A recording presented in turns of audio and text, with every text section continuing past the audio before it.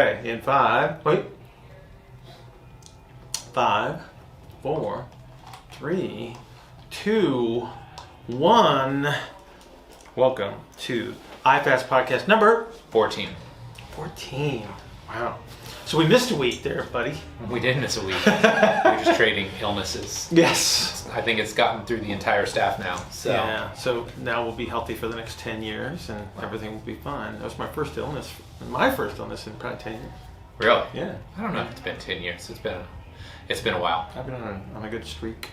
Yeah, Mr. Austin got it this past weekend. Oh, yeah? Austin, the intern. Yeah. Okay. So he got it on Saturday. So just Nice. the crushing headache. Well, at least he got it on the weekend and didn't interrupt his internship. That's true. Priorities first. Exactly. And but it also, establishes where his head is in regards to his internship. Had he cared enough, he would have made it in. That's right. Suck it up, man. Let's go. Oh, unofficially today, sponsored by Propel Water. Black Cherry. Black Cherry. Always Black Cherry. Thanks again, Jared. You're the man. Thank you, Jared. Yes. Our topic du jour is... Yes, we're going to talk about training the elderly populations. Okay. Where are we going to make that cutoff? Because you use the word elderly. I don't know if you want to use that word. Is that an insulting word now? I don't think so. Seasoned citizens, senior citizens. If you can get, what is AARP? Is that 65? Hey, that's not funny because, no. No. Just so you know, you get your first AARP advertisement at 50. Oh, well, I've already gotten stuff. I don't know. I think they confuse me with my dad. So I get stuff. I don't know. I just think 65 and older. Okay. All right, that's fair. Like the government level retirement age. Oh. Well, retirement's a state of mind. For sure. Okay. All right, so where do you want to start with this? Well, I think we need to start with basic considerations. Yep. Okay. Because most people walk into a gym, let's say you're a 20-something trainer, which we all were at some point, and you think, I'm going to train people. And you think everybody is 20 years old and relatively fit like you, or maybe just looking to lose some weight. And then you get out and you start training people, and you're like, wow, there are people of all shapes and sizes and ages. Yeah. And you get that first 60, 70-year-old that wants to get in shape or get stronger. Where do you start with them, or what are your first thoughts? Well, I mean, they walk in, and if you've never had the experience of working with somebody that's a little bit older, right away your assumption is, well, they're going to be on the same kind of programming that I was on. Yes. Because that's how everybody trains everybody else when they first start. Yes. It's like, this is the program that I was on, therefore that's what I know, Yes. therefore that's what you'll do. Yes. And then the reality sits in, it's like, oh, they're a little bit different than I was in regards to their capabilities. So first and foremost, you have someone that may not have moved as much as somebody that's in their 20s, and therefore their movement capabilities are already compromised. And so that's probably the biggest as far as when you're thinking about excursions. So when we're talking about just something as simple as a squat or a bend of some sort, or simple shoulder range of motion, you're going to look at somebody that might have some compromised issues there. Yep. And so I'd say that's obviously step one is not necessarily gaining the mobility, but accommodating the exercise program to their capabilities. I like that. First and foremost. Yeah. Because they came to you for a workout. Right. In most cases. Yes. In most cases. So they're looking for a result, but the reality is that you need to be adaptive right away. Yeah. So we have had people that come in here and they are 70 plus and they have never worked out a day in their life. Yes. Okay. So where do you go there versus somebody that has been healthy, maybe they've worked out off and on, they just want to hire you as a trainer or a coach. What do you do with somebody that's 70 and never done anything before? Well, but so they have done some things, right? And so what we have to look at then is let's appreciate their perspective, right? Most people have sat in a chair. Yeah. Most people have, and if they're old enough, they've gone out to the front porch to pick up their newspaper. Yeah. Right? Maybe they've played golf once or twice. Yeah. And so right away we have a way to relate movement to their previous experiences, right? So I'm going to use a a sit to stand Yep. as their squat pattern. I'm going to start them from the chair, and I'm going to say just stand up. Yeah. Right. So think about it. It's like the old golfer's bend. So that's a single leg Romanian deadlift and things like that. And so again, it's just about being accommodative. So a lot of times this is just simple movement. It could be something as simple as putting them on a bench, or if they can get down to the floor, then we're doing some form of floor-based activity that feels a lot like rolling over in bed. Most people have been able to do that. And literally we might have to start there. Right? And then we have reaching activities and things like that. So it's just a matter of just relating it to day-to-day experience when they have zero experience. Yeah. Then you hope that maybe you get somebody that has actually played a sport in their life. And then we can start relating it to that. So it's just about being relatable and accommodative. Yeah. Right? Yeah. And I think when you start fleshing that program out, one of the things that a lot of people don't take into account is the simple fact that, well, maybe they have worked out or they understand what a squat should be or a push-up should be, because, again, physical culture was a lot different. Yes. If you're 70, 60 years ago when you were in elementary school, you actually got taught things. Yes. In phys ed, right? Yes. But I think one of the things that I was always shocked by was how big of a piece balance was in this population. Yes. And you think back and you think, wow, I mean, for us, you wouldn't think it would be that hard to walk on a 2x4. Right. Right? You've got the line on the floor and they can do that fine, but you raise them up on a little 2x4. Absolutely. And all of a sudden, balance is massively challenged. Right. So where do you see that? Do you see that in every 70-plus-year-old's program, or is that something you're just looking to maintain? All right, so I gotta relate an experience that I had in working in nursing homes, but this is the extreme. So this is the other end of this population. So this is somebody that has experienced a significant decline. Yep. But I will offer you this: it's kind of the same when we're talking about like balance related issues and things like that. So and this is actually power training for older people. Yeah. This is one of the things that people don't recognize. So the reason that people fall is because everybody loses their balance. Everybody in the whole world loses their balance. It's just that the younger population tends to have enough power output to actually regain it, and therefore we just don't even notice it. But what I used to do in nursing homes is, and this might be like skewed because of the fact that females tend to live longer than males, is that they were mostly female. Yeah. And so then what I would do is I put on their music, so whatever their music was, and we would dance. And so what we're actually doing is practicing weight shifting and foot placement and things like that, which is balance training.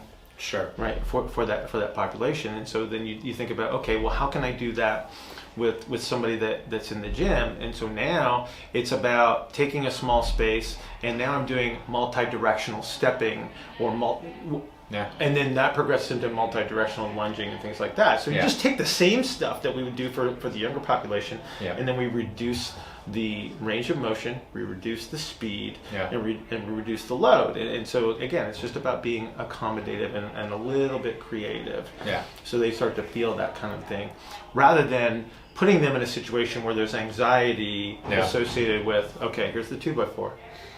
Right. Now I want you to walk on the 2x4. Right. You know what I mean? Right. So, yeah, and I think one thing you learn very quickly is you learn how good your ability to regress exercises is. Absolutely. It's very easy to make things more complex, right? Take away support, speed things up, involve more joints. Well, okay, that's fine, but can you undo that?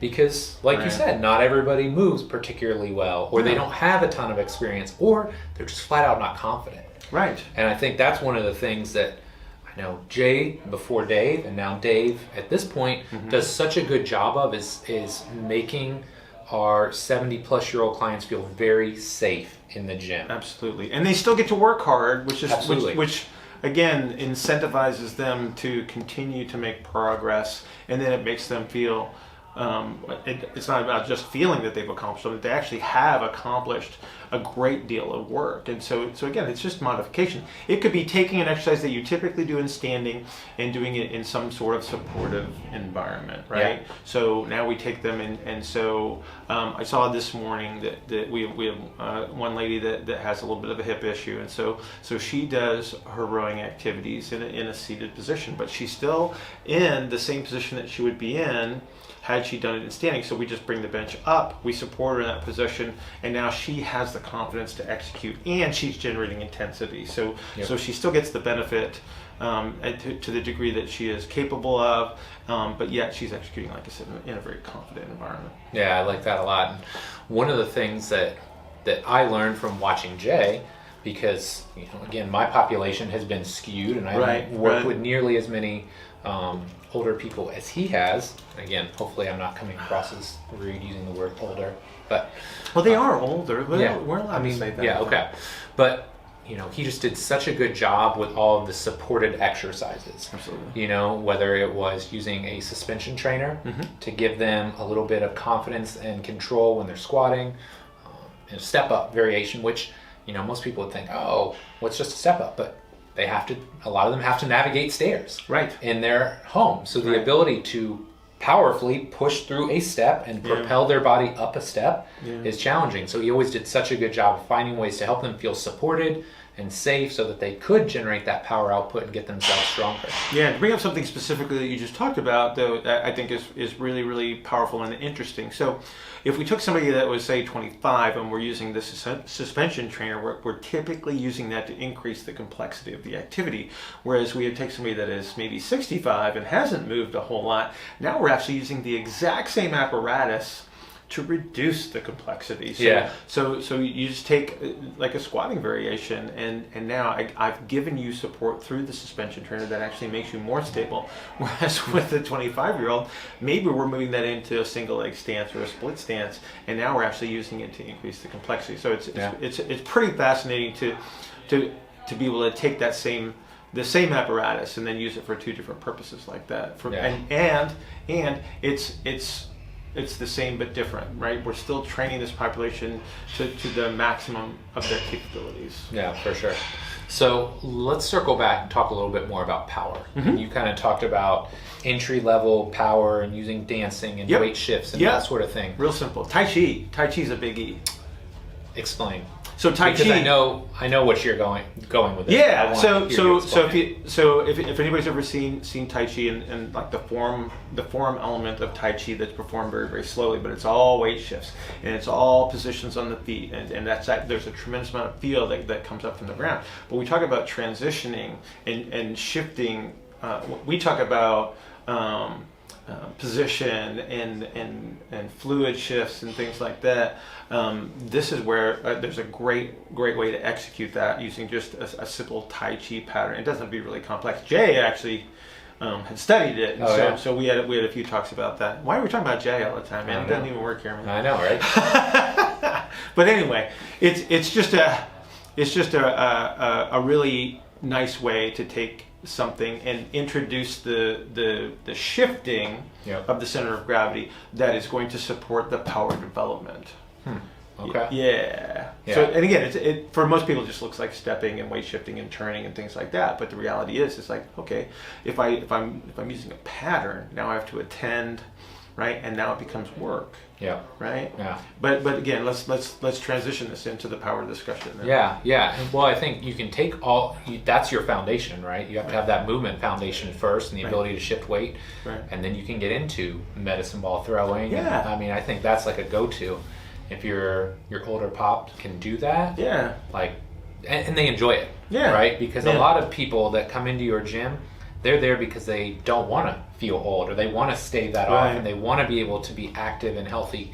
So they want to be challenged. They don't want to be coddled when they come in the gym. Right, and they don't want to be slow. Yes. And so the power element, power isn't force times distance per unit time, right? So there's a time constraint there, and we've had people that in their 80s that have come in here that have done medicine ball work. Yeah. Right. And you can just see the enjoyment of the fact that I can move quickly, I can express this. Yeah. Right. In a safe environment. Yeah. So they enjoy it. Yeah. One of my favorite before-after videos, because we're awful about doing it here, but one of my favorites is Janice when she came in on day one. Oh, yes. In the walker. So yes. she's literally sitting in her walker, yes. throwing the volleyball against the wall. Right. And it's like watching paint dry. Yeah. And fast forward 3-4 months down the line, she's stood up out of her walker, so she's balancing. Right. She's taking a basketball and she's shooting it across the room into a plyo box. Right. Yeah. It's like you think about that progression with time. Right. And again, not to keep saying Jay's name, but Jay. Yeah. Really good work with her, and then it becomes play. And that's something that is missing.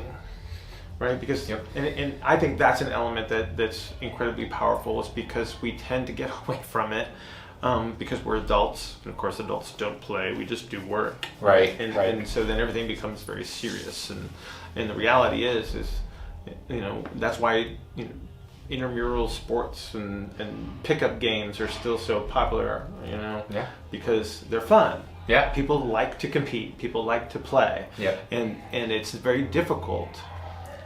As we get older, to find those outlets, like I said, unless you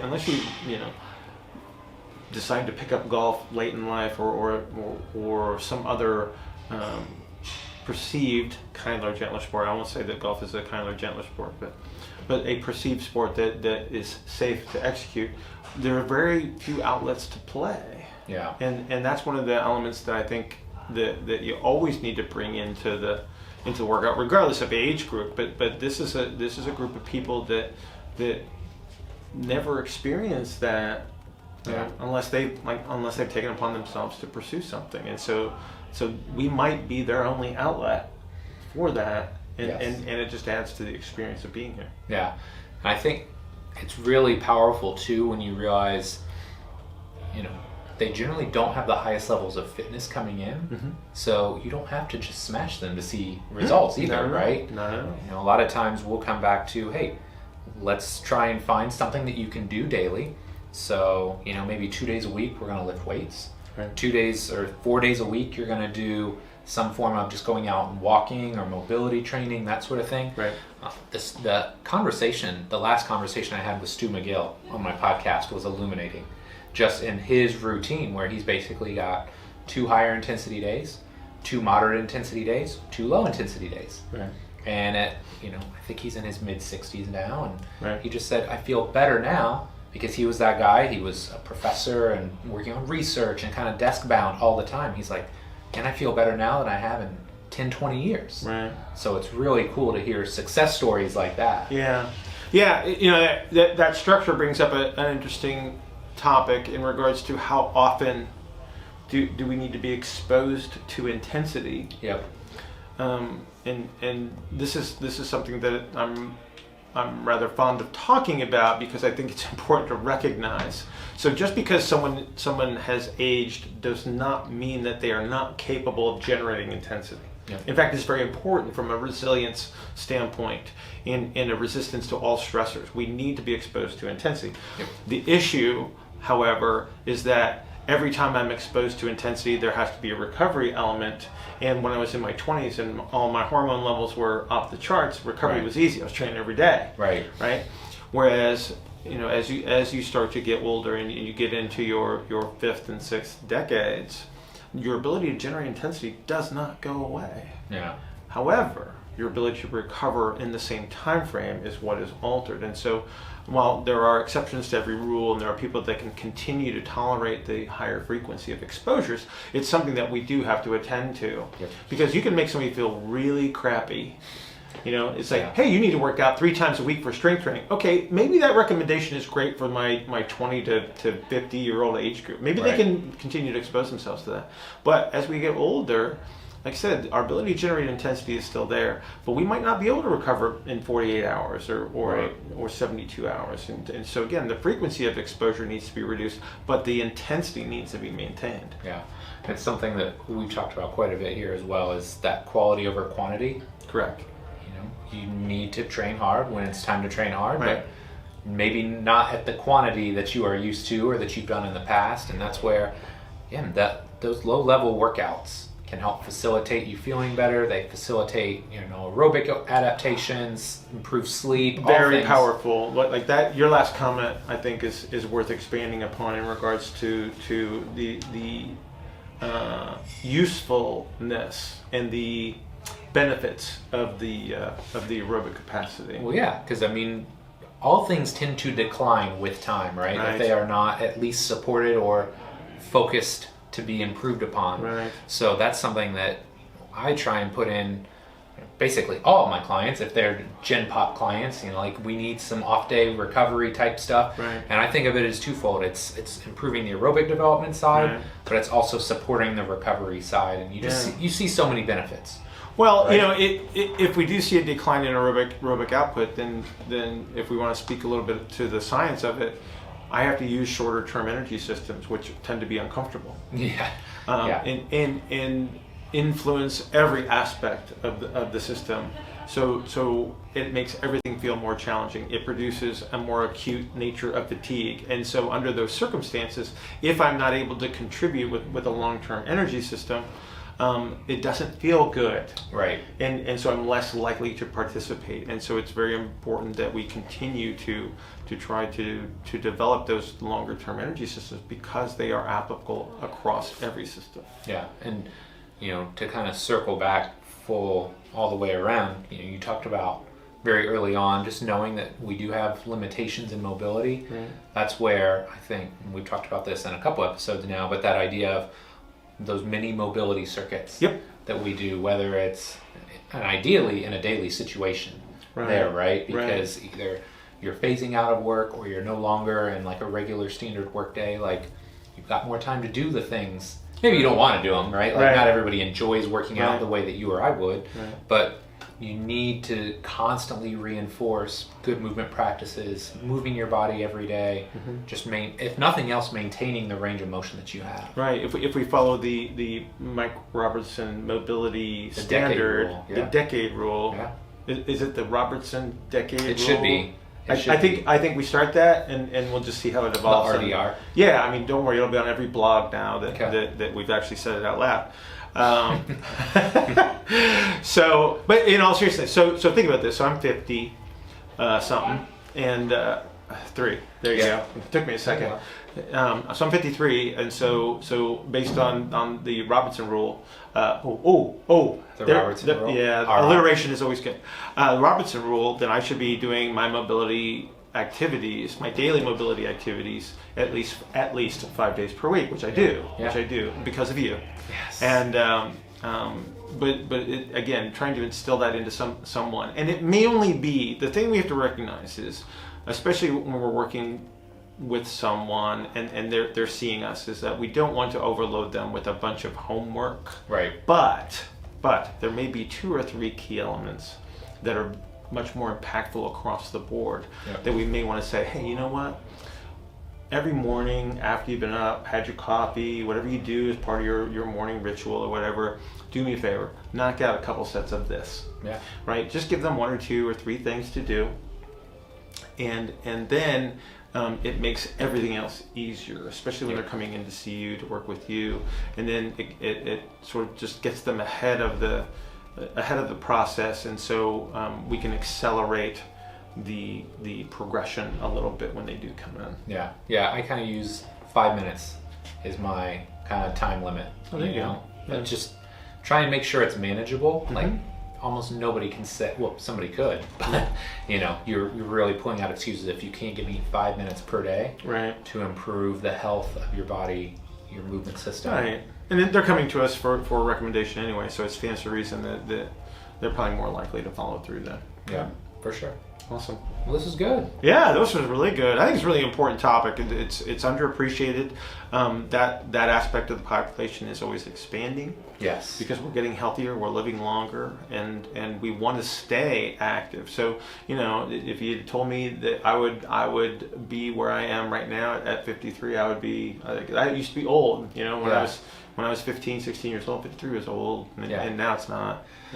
Yeah, and one thing I'm constantly shocked by is, I think everybody has like an age where they think that's old, and I used to think, 40, man, 40, you are old. Yeah. And I'm shocked on most days how good I feel at this age. And I think that's something we all want to strive for as we get older, is maintaining to stay healthy, active, and just feel good in our own bodies, right? Yep, it helps everything. Absolutely. Awesome. So next week, finally, you are going to get Jenny Owens. Are we? Well, okay. Barring any extreme illness. We're crossing. Yeah. Watch. She's gonna be sick this time. Yeah, if that happens, three strikes and you're out. Jenny, you can't be sick this time. So, yes, very excited to bring Jenny on. I know I've heard from a couple people who are either LMTs or in that space. Awesome. They're interested to hear from her as well. So, Great. Until next time, thanks for your support. Appreciate you guys. Okay, we'll see ya.